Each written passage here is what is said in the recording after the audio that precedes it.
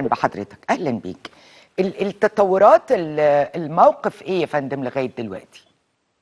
يعني الاول اسمح لي اشكر حضرتك يا فندم شكرا جزيلا. وطبعا شايفين اهتمام كبير من القياده السياسيه بفكره توسع او الزياده في المساحه المزرعه في الدوله المصريه، مشروعات عملاقه بيتم تنفيذها ومتابعه مستمره من فخامه الرئيس نفسه نعم. لمثل هذه المشروعات، وده بيوضح قد ايه قطاع التنميه الزراعيه بيحصل اهتمام كبير من القياده السياسيه في مصر لما له من اهميه اقتصاديه واهميه مجتمعيه واهميه بيئيه حتى، وكمان اثره في تحقيق الامن الغذائي للمواطن المصري اللي بيعتبر يعني الحقيقه الدوله بتوليه اهتمام كبير في الفتره الاخيره.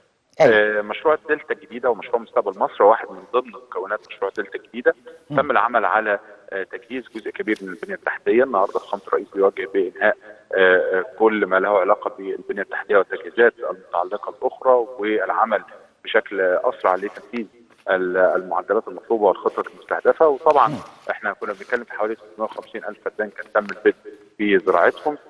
طبعا دي رقعه جديده بتضاف الى الرقعه المصريه، وجاري العمل الحقيقه بشكل مستمر، وان شاء الله يعني نتوقع يكون في مزيد من المساحات اللي يتم اضافتها من خلال يعني تطوير باقي هذه المساحات مستقبلا. وطبعا مش هنتكلم بقى على دلتا جديده وعلى مشروع مستقبل مصر، لان الحقيقه هذا المشروع اصبح مشروع عبقري بالمكونات اللي اصبحت موجوده فيه، بالاستثمارات اللي ضختها الدوله المصريه، من اول شبكه الطرق اللي خلت المكان استثمارات كبيره يا دكتور. طبعا شبكه الطرق دي لوحدها يا فندم حياه هذا المكان. هذه التربه اللي بتعتبر تربه جيده جدا، المورد المائي فيها الحمد لله تم توفيره، الدوله ضخت بنيه تحتيه في المورد المائي، ولكن الطريق اللي تم عمله اللي هو طريق الضبعه محور الضبعه ربط هذه المنطقه بالاسواق الرئيسيه اللي هي في القاهره، بالموانئ الرئيسيه في الاسكندريه والساحل الشمالي، بمطار السفنكس. كل دي اصبحت معابر او منابر بتسمح بتبادل السلع من هذه المنطقه، وكمان اصبحت ملامسه للدلتا القديمه في اكثر من منطقه، وبالتالي بتسهل من اجتذاب العماله في الدلتا القديمه، وبالتالي ده كله بيمثل قيمه مضافه لهذه المنطقه وقيمه مضافه للدوله المصريه للتوسع في مثل هذه المشاريع الهامه. والقيمة المضافة أعتقد دكتور محمد القرش هتبقى كمان بتعود على منظومة التصنيع والتسويق الزراعي. طبعا لان احنا مش بس بنتكلم على عمليه انتاج نباتي فقط، احنا بنتكلم على انتاج متكامل لخدمه القطاع الزراعي.